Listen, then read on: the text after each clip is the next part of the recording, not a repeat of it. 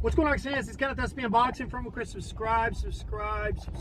Let's speak boxing. I know I haven't created a video in quite some time. I've just been completely busy and things like that. And boxing hasn't been the best since the Mayweather versus Berto fight. But I'm definitely a little bit excited. I definitely watched Dierry Jean fight versus Terence Crawford. I'm definitely excited to catch the Canelo versus Cotto fight. So yes, I'm going to be at the Boxing Genius house.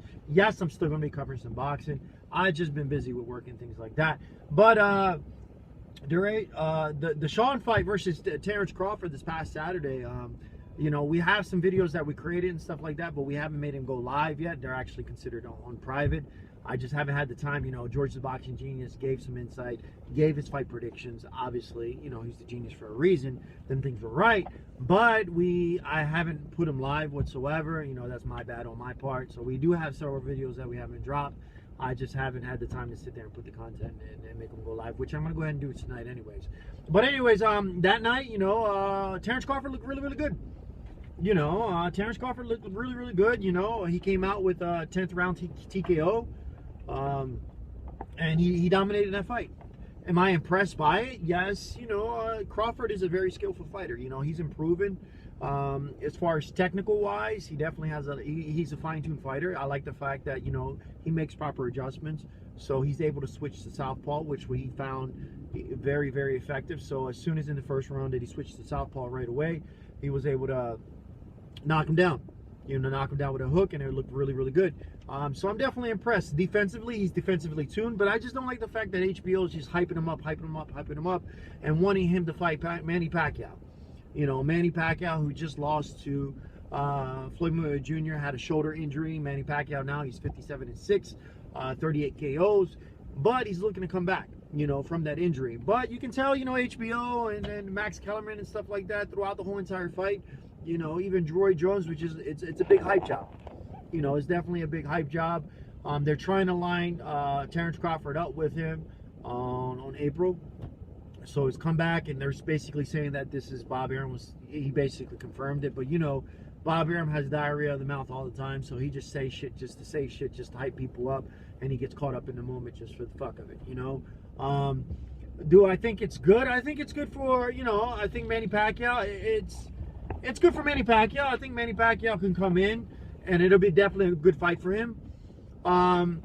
I would predict, I'm not saying Terence Crawford's not a good fighter. He's definitely a good fighter, but I think he's biting a little too much on this fight. I think Manny Pacquiao is just, you know, I know Terence Crawford looked really, really good against Yuriorkis Gamboa, but Gamboa definitely gave him problems with his speed. It wasn't towards the second half of the fight where Gamboa just ran out of juice, man. He ran out of gas. You know, he's been inactive for quite some time. Not to give him any excuses, but he hasn't been the best fit fighters and most active fighter since he signed with 50, you know. So all in all, not to give him any excuse, he definitely, Terence Crawford did to make the proper adjustments, but the first half of the fight, he was having problems with Gamboa's explosiveness.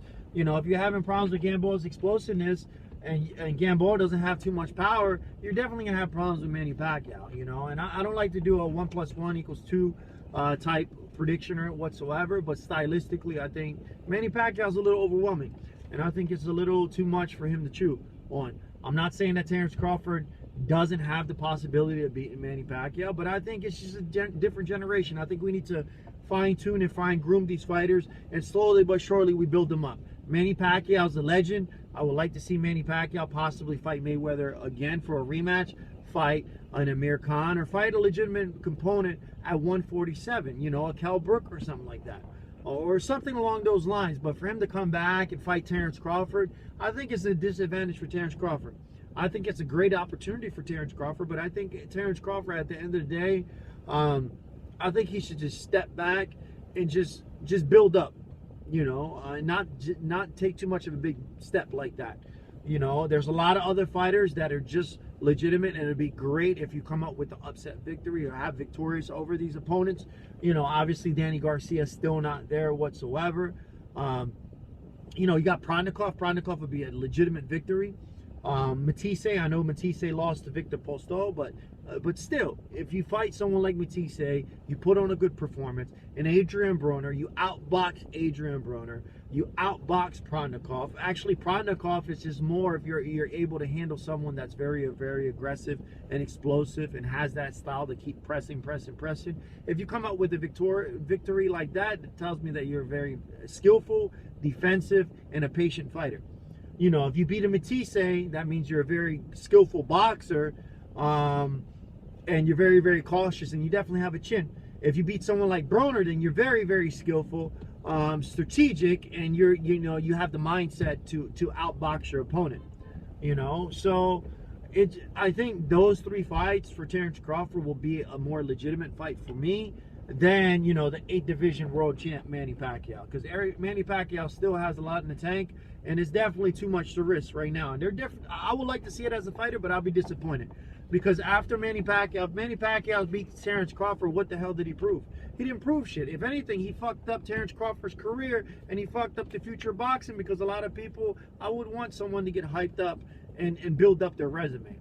You know, the same thing with when Floyd Mayweather Jr., even though I disagree, but when Floyd Mayweather Jr. fought Canelo Alvarez, you know, a lot of people thought that Canelo was too young, he was too experienced, he should have waited. That's the same shit that's going to happen to Terence Crawford, you know? So just let that go. You know, Terence Crawford, I'm not saying that you can't beat Manny Pacquiao, but matter of fact, I think you can't beat Manny Pacquiao right now, even though Manny Pacquiao had a shoulder injury, even though Manny Pacquiao's towards the end of his career. I just think right now you just have to get a couple wins more underneath your belt before you fight someone like a legendary fighter like Manny Pacquiao.